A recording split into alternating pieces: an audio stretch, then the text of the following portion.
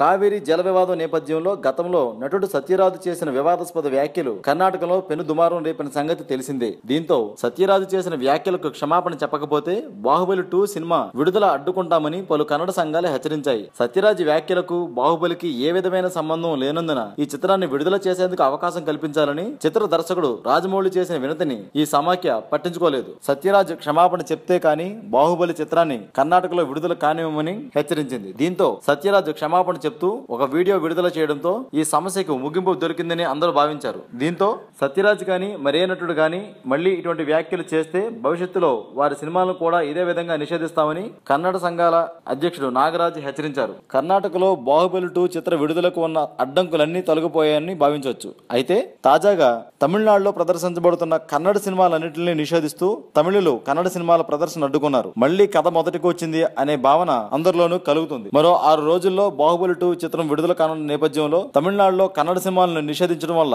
మళ్లీ ఎటువంటి సమస్యలు మొదలవుతాయో అని డిస్ట్రిబ్యూటర్లు ఆందోళన వ్యక్తం చేస్తున్నారు. Hi, this is Sivakarthikeyan. Check out my exclusive updates on IG Telugu YouTube channel.